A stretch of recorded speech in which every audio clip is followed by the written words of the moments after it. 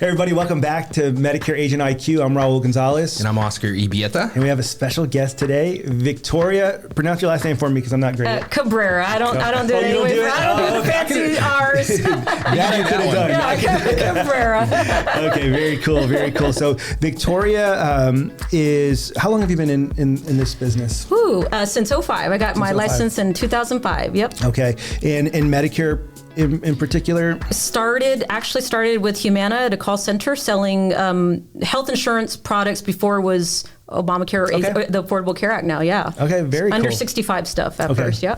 Very cool, very cool. And but I see you everywhere, which is really cool. Like I've seen you at different, I think you were at Medicare Con and spoke at, so I've seen you on podcasts. It's very cool. It's yeah. So a very, very well-known name in our business. Oh, well, appreciate that. Yeah. I always think nobody knows me. I'm like, nobody knows me. I like it like that. No, we know. Everybody sees you, which is great. And you have a great reputation. So well, I appreciate that. I mean, you likewise. Yeah. I follow you guys all the time. So I appreciate it. So thanks for being here. Just kind of, we ran into each other not too long ago, and we were like, how could we work together? And I was like, I think I went blank on our last podcast, and I was like, and all of a sudden, I wasn't even listening anymore to whatever Oscar was saying, and I was like, you know what, we should. And it hit me that you would be great. There's an area that we're not all that strong in when it comes to kind of telesales. And matter of fact, there was an agent that reached out to us one time, and she was interested, and we thought you'd be a better fit for her than we are, just because that's not really our strength. So kind of speaking to agents who probably watch or listen to us, where we'd be able to share some of those tips and some of those, figured you're the right person to go to and get that. Absolutely. I love to help in any way that I can. And does he get his, like, you can tell when he's losing focus? Oh, yeah. He does. He gets this blank stare on his face. I'm like, is there something I'm saying that you don't want me saying right now? It's we're not fully reading each other. So I would like to talk a little bit more about your background. So you did, after working at Humana, what did you do after that? Did you immediately go into Medicare? What was your... Yeah, so when I did worked at Humana call center for a few years, and I got a job. Obviously, we're always chasing the bigger paycheck, right? And I found a position actually across the street for a brokerage firm that specialized in more PNC stuff. Okay. Got my PNC license, sold that for about a year, and I just... Luckily, they had an opportunity that opened up selling group health insurance over the phone to New York State bar attorneys in New York, obviously, and the whole East Coast. And so I was just picking up the phone, cold calling New York State bar attorneys in the middle of the day. So you can imagine how those calls went. Busy they are. Yeah. So I was doing group health insurance for a while there, selling over the phone. And that was a task because group health insurance is not just, you have to get the census and you have to get all the employee count, but pretty much still selling health insurance. That's always been my specialty, health insurance there, and then was there for about 8 years. Took a little break because that's when the ACA law had passed, and we thought everybody was going to, I'm like, oh my God, gloom and doom, everybody's getting fired. Let me jump into banking. I did banking for a little bit. I said, oh no, this is not for me. And actually went back to USI. They hired me back as if I had never left. So I was very appreciative to the opportunity because I learned so much about selling over the phone, the processes, the systems, and how to create task follow-up, CRMs, all of that. So kind of led me here today. 2013 is when I left that job, and I went into the independent world. Okay. Doing Medicare, specializing Medicare. Awesome. Yeah. And then, and I know that you have a call center now. When did you start that? So when I started in the field, first getting started, I was told that you can't do this over the phone. So I was really confused because that was my that was my comfort zone. So when somebody told me I had to go face to face and meet in the houses, I was just freaking out. But I did that since 2020. When 2020 hit, we all know, that prompted me to say, you know what, in these times, if this happens again, I have to be prepared. And that's what prompted me to do the telesale shop, or the small call center type, pretty much selling over the phone. Right. And I went against the grain because my spouse was saying, you want to get an office win during the thick of it? I signed a 5-year lease in 2020 in November. Oh, wow. And we haven't looked back. And it was a big risk, but it was a very, you know how they say, if you build it, they will come. And so we've had some wins and losses, but I won't look back from there. So that's kind of where the telesales, it all started. I got connected with Bobby Beisch. I'm not sure if you guys are familiar with him, Medicare Bob and Justin Brock. They had a little a thing called Medicare Monsters at the time, and I did that program, and I can attest that they helped me a lot in that process. Oh, nice. Yep. So now we're here and we're learning by trial and error, but that's where I'm staying, and that's kind of where my heart's been, since I first started. That program that they gave you was about like selling over the phone, or? I think it was to help people. We were in a pandemic during that time, and I think it was to help agents be able to learn how to sell over the phone, which I already kind of knew how to do. It's just I was still trying to refine my processes and make sure that the way I was doing it was the right way. At the time, there was not a lot of agencies that kind of knew how to do that. Yeah. Like the whole start to fin, like, okay, when I have them on the phone, how do I do the SOA? How do I, do this stuff? And so now from them kind of that learning some of the techniques that they provided, and then honing in on the craft over the last, well, now it's going to be 4 years, right? Since then, we've just been able to kind of evolve about the process. So, but yeah, it was more catered to agencies and agents that want to learn how to sell over the phone. That's awesome. Yep. Yeah. That's for us, we're definitely that agency where we're probably the people who said, no, you probably need to do this in person. You can't work over the phone. Which I think that there's value for us. I think there's a real value in doing appointments in person. I think you can create stronger relationships, as you mentioned when we were chatting before. But I think that there's positives and negatives, right? Like the positive is you're not spending an hour and a half in traffic, getting to someone's house, you're on to the next by the time we even get there, right? And so I think that there's some positives, some negatives. I want to talk real quick because one of the biggest things for us when our agents do things, we always talk about grassroots marketing. For you, you're not doing as much grassroots, right? Like, So tell us, like, how do you generate leads if you're selling over the phone? I don't want to send people down the rabbit hole, but during the pandemic, I kind of took a step back from selling, relied a lot on my renewals to really learn the marketing game, digital marketing, Facebook, Google, CRM, automations, all of it. And I did take a hit to my book of business because I wasn't building a book where some might say, well, I don't want to get left behind, which I totally understand.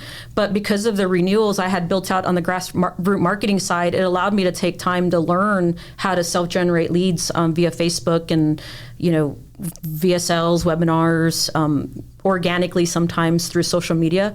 So just leveraging the social media aspect of paid advertising, that's been really the game changer in the business, is being able to turn on and off the lever as needed.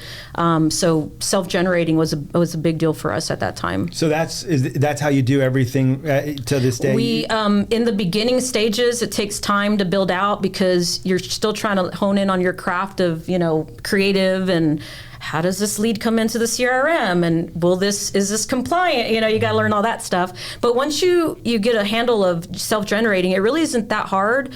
But we were using lead sources at the time to help fill in the gaps, right? So if I needed 50 leads that week and I only generated 10 on my own, well, where am I going to get the other 40? And so we had to leverage other lead vendors. Who are the ones that you would recommend? Some of the lead vendors we were using at the time was Lead Store Marketing, Game Changer Leads. I try to go with the people that had the handle of Medicare stuff.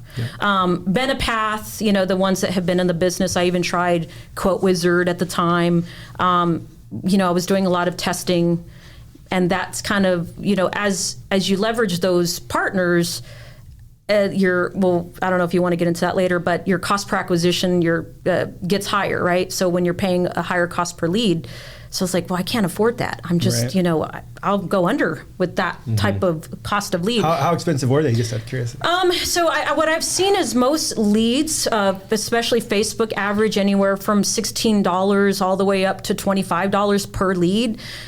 We've been able to manage to get them under $7. Doing it your own? Doing our own branding, my face, our name, compliantly done. I never have to know, was this a food card thing, or we were doing general Medicare stuff, educational.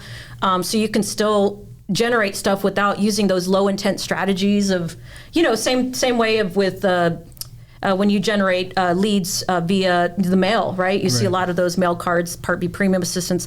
We try to stay away from doing that just because the type of clientele we're trying to build up. But you have a more control on what the end user is going to look like, or your client, because you know exactly what you're putting in front of that person, right?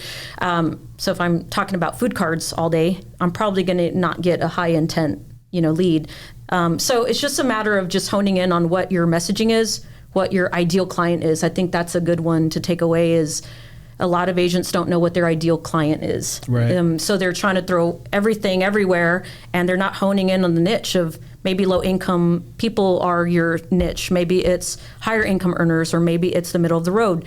So you have to find out what that ideal client is, and then all of your marketing falls around that. I imagine that it's probably the middle of the road client.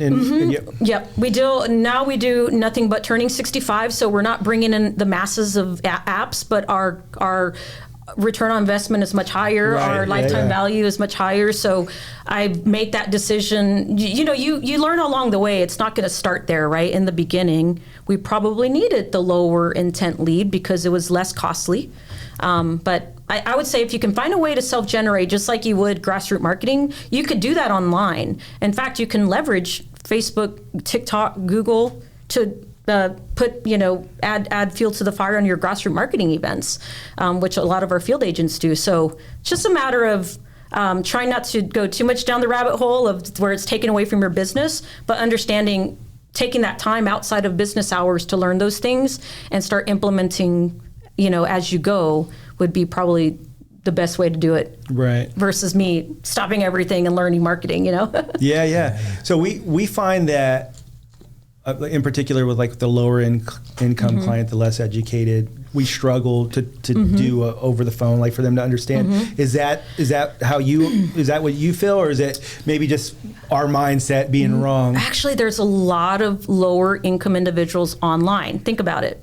What else are they doing? Watching TV, probably on their phone, engaging on social media.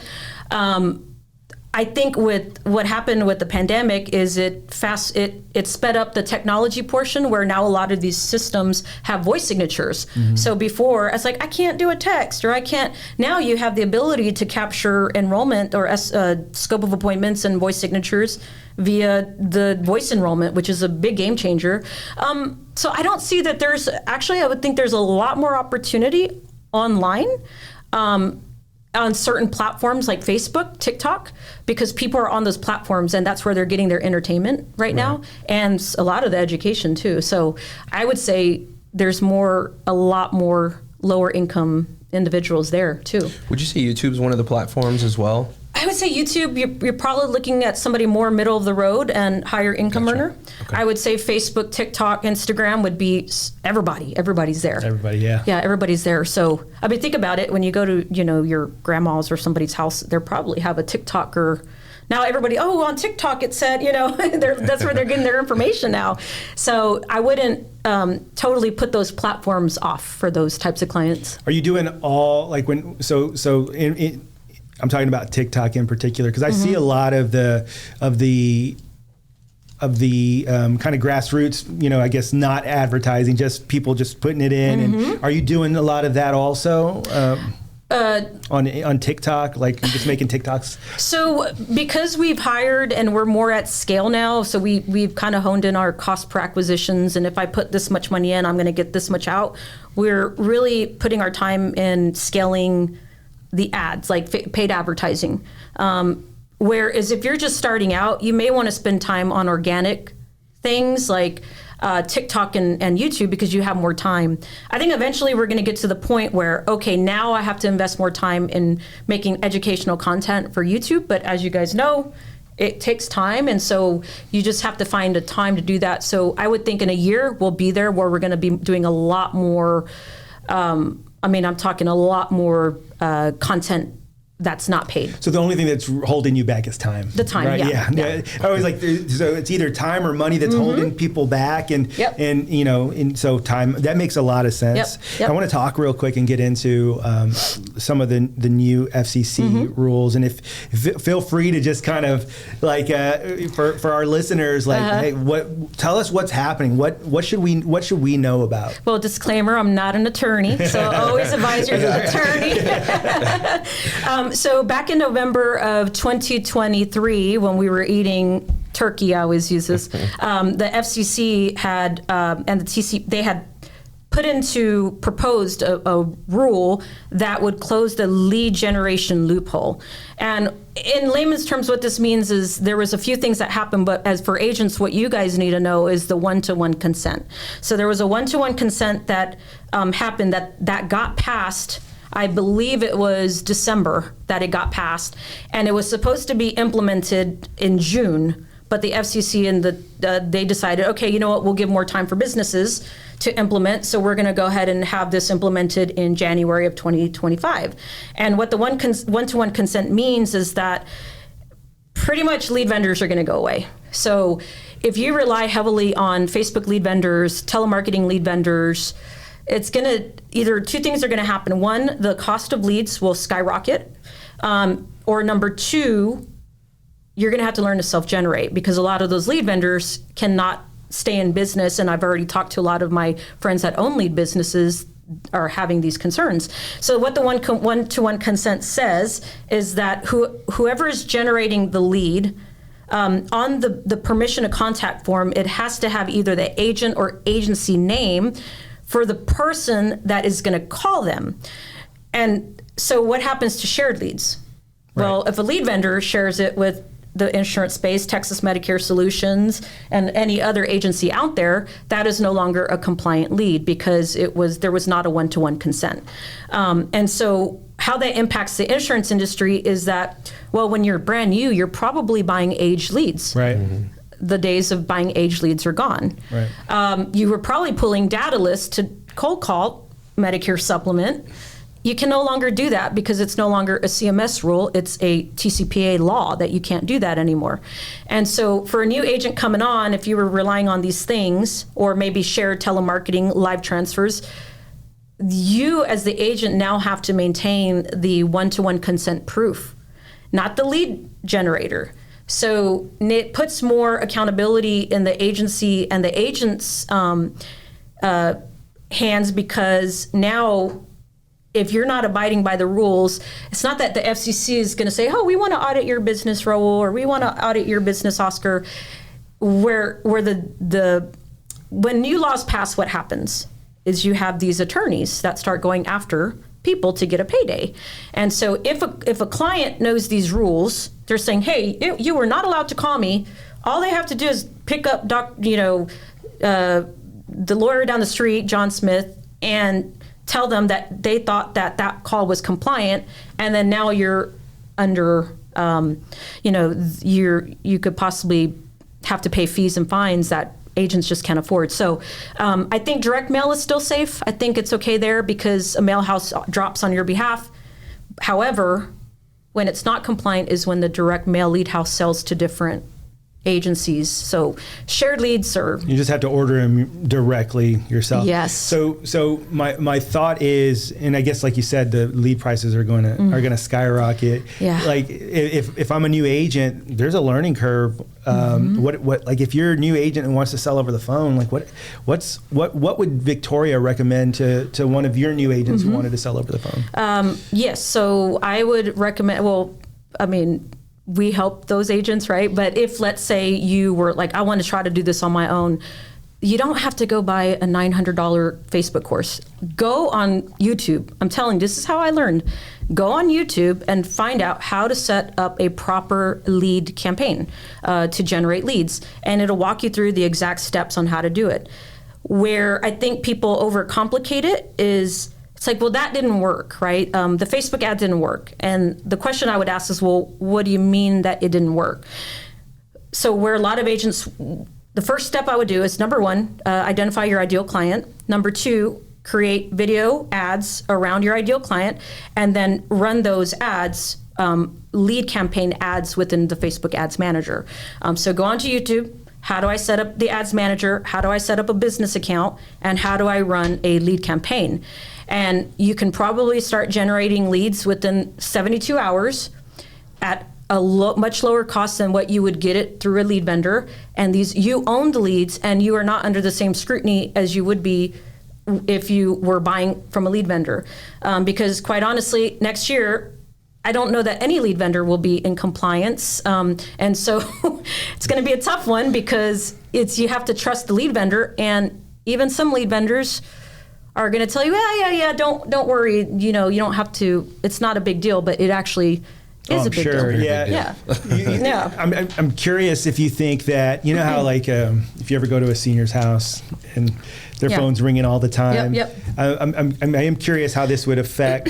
What are your thoughts on? Do you think it'll actually put a stop to the countless calls that they're getting from like India? Yes, because I think it will. Because this is no longer a industry specific. This affects every industry. Good point. Mortgage. People are going to be hit hard. That might create opportunity for agencies to recruit, but those industries are going to be really hit hard that buy leads from like Zillow and all these companies.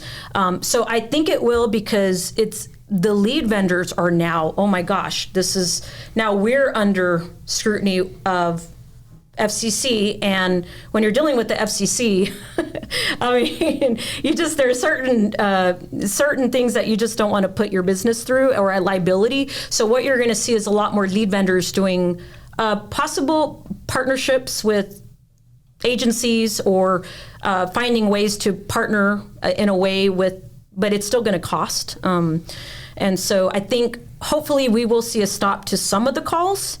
You're still not going to stop the bad actors, right? I don't know if you guys know that there's a YouTube channel, you can go look it up, of people in other countries that teach those people out overseas how to cold call Medicare and transfer them in. Yeah. Wow. And you see the amount of calls that they're making a day.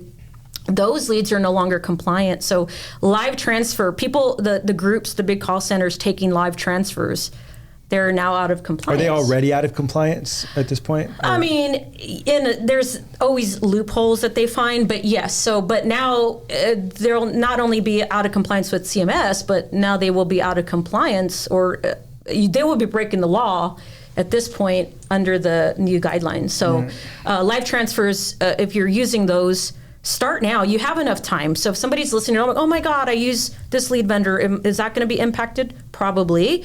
Start now, going to YouTube. How do I generate leads on TikTok, YouTube, Facebook, Google? Start learning, getting that under your belt, and then you can start implementing little by little over time. But I would imagine I start seeing more marketing agencies having where hopefully they lower their cost per, if you hire a marketing agency, they start at $2,500 a month just to manage your Facebook ads, Right. So maybe you'll start seeing some of those costs come down, but we just don't know the impact yet until probably next year. Yeah, I think that it's interesting because we're in different worlds where, ours is more face-to-face and grassroots. But I think that our message is still the same. Generate your own leads. And, you're not going to waste money, and you're going to be in compliance. So whether you choose to do things over the phone or whether you choose to do things in person, I think that generating your own leads is the way to go. Then you don't have to worry about any of this, right? No, I think we will be at I think we'll be at an opportunity stage probably next year, because we're not going to compete with a lot of the lead vendors that we are right now on these platforms. So I think there will be an opportunity. And going back to always branding, and a brand doesn't have to be Texas. You guys take time to build this brand, which is a well-established brand. maybe somebody starting out, you're not building a brand on your company, but your face, your name is the brand. When you get out there and do community events, you're the brand. And it's the same way on these platforms. So start building a brand, and how you do that is find your ideal client and start providing educational content to those people. And you could do that through organic or paid advertising. That's all it is. It's organic marketing with money on it. Right. That's pretty much it. Yeah. So if people can get to grasping how to generate their own leads, they're going to be at an opportunity state within these next 6 months or 9 months. It'd be a big opportunity. Huge out there. opportunity. So Yep. that's good to know. Mm-hmm. I'm curious, and we'll move on just a little bit from that. I'm curious. You operate in several states. Mm-hmm. All right. So Yep. I'm going to tell you a funny story real quick. So the other day, I have, I don't know, like 14 licenses in 14 different states. And the other day I got an email saying that my agency just lost its Oklahoma license. And I was like, what? I never got a warning. So how do you manage all that? Like, I mean, how many states are you licensed in? I think right now we're about 22 states. We plan to be in all 50, well, not all 50, but 47, probably I'm going to give myself a goal in the next 12 months. It is not easy. There's nothing fancy about it. We have my wife deals with it, but it's a Google spreadsheet, and she makes sure that everybody has a tab, and we're going to move that now into our CRM, where we have a different pipeline for these things. But right now we're managing it through a spreadsheet, and we get an email automation that we have set up through Zapier that on this date, when it hits this date, we get an email saying renew your license. The carriers will start sending notifications, hey, your licenses are expiring, but it happens where you're like the 11th hour, you're like, oh my goodness, I got to renew this. So it's going to happen. I mean, it's impossible. Some people have contracting departments that do this only, but somebody like myself that can't afford somebody at $70,000 to manage all my licenses, I have somebody helping me that's better at it than I am. Right. I'm the least organized person. Same. So I have to have somebody better at it than me to do that for me. Right. But it's important because I've run into situations recently where you didn't renew your personal and now you're losing your license because there has to be a principal tied to it. So advice to people that are going to start selling in multiple states, make sure it is going to be the states that you plan to actively market in. Yeah, that's what I was going to ask you. And that's one thing that we always tell people, when our agents are like, hey, I wanted to get this license. Like, not just because your friend moved over there. Yeah, like, let's get a strategy for that area. Yep. But one of the questions that I have is, you mentioned Zapier. Mm-hmm. What is that? Is that primarily what you use as far as technology goes? Well, we use the high-level system. I mean, it's the popular CRM that everybody talks about. We don't use a white label version. We've built out something more specific for us. But in that system, when you own the platform, you have more capabilities of doing more things. So our 3 systems that we use every day are, in the Medicare world at least, Sunfire, our Go High Level system, and those are really the two systems we're in 90% of the time. So it's not Zapier. Okay. Zapier we will use as a connector when we want to connect data. For example, if I want my Facebook lead to come into a CRM or go to a Google Sheet, Zapier is the connection to speak to each other, right? Zapier, you can do all kinds of fancy, crazy things. So if you're not using that, there's pretty much an automation for everything at this point. And so we use Zapier on a daily basis, but it's for other things. When agents report their sales, I get a notification, they get a notification. It allows them to keep track of their opportunities, their clients, at least internally. And we try to pass that information on to the agent, the field team as well. But that is a system that we use quite often. Yeah. Okay. And you built out the Go High Level system yourself? Mm-hmm. Did you physically, were you the one that... Yes. That's cool. Yeah. There are other white label. I wouldn't recommend that to somebody that's new that just find a good platform. There's quite a bit of them out there. Do you resell it? No. It's just for you. Just for our I've seen agents. the ones that get resold. I was curious if that was I don't plan to sell it. But I like the control of the aspect of the control I have over it, and just the ability to do more things that are within my control. And I own the data. Right. So, some people will sign NDAs or non-competes, but I still own the data. That is my data. So, but if you're a brand new agent, getting a CRM like Radius Bob, Medicare Pro, any white labeled version have a CRM at the very least. But people say, what's the best CRM? And I always ask, well, what are you trying to do? Right. If you're just trying to manage your book of business, you can get away with having agency, blog, Zoho, anything to manage. But if you're trying to create a marketing machine, then you're probably going to have to get a platform that allows you to do all the things you need it to do. And usually Go High Level based one makes a lot of sense. HubSpot, Go High Level, all these. Salesforce, I wouldn't even get into unless you're 20 plus agency. You want to pay $25,000 to have it build out. Well, same thing with HubSpot. It's pretty expensive. It's pretty also. expensive. Yeah. Last we used to. It was a HubSpot we used for like 2 years, and it's crazy expensive. Yeah. So, I think that's definitely like once you get past a certain level, you can start getting into that. I see. I don't know if you guys are part of some of the groups the online groups. So it's like, what's the best CRM? It's like, well, what do you want out of your CRM? Yeah. And then start there, because you can always remove the data and extract it and upload it to a new one. Start somewhere. Don't let paralysis by analysis, not allow you to manage your book. But I say just figure out what you're trying to do and then pick one and then just use that one and then adapt later as needed. But yeah, we personally use a high level system, and we do it direct with high level. Hey, you mentioned that you're going to get licensed in 47 states. I want to know who does not get insurance space. Who are the 3 states that you're like? Okay. So technically, legally, my LLC is still the Medicare space. Okay. But we DBA as the insurance space. So but Florida does not allow you to. They don't allow you to have the entity. California will allow you to DBA and request a name change and all this. So you don't have to necessarily change the whole company name.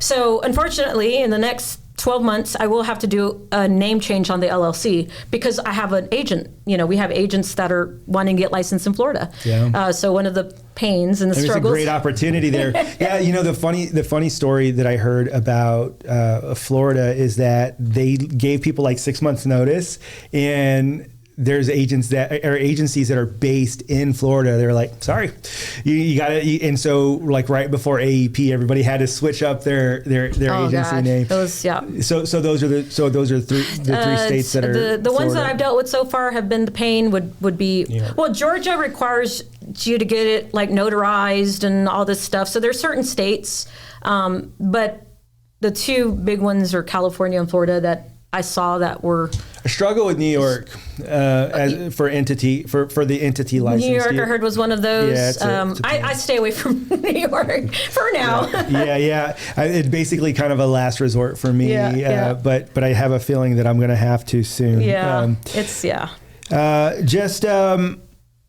Are there any other, I guess, just what are your thoughts? I mean, I know that you're a voice in our industry that people listen to. What are your thoughts on the future of telesales and Medicare? What's it look like in the future?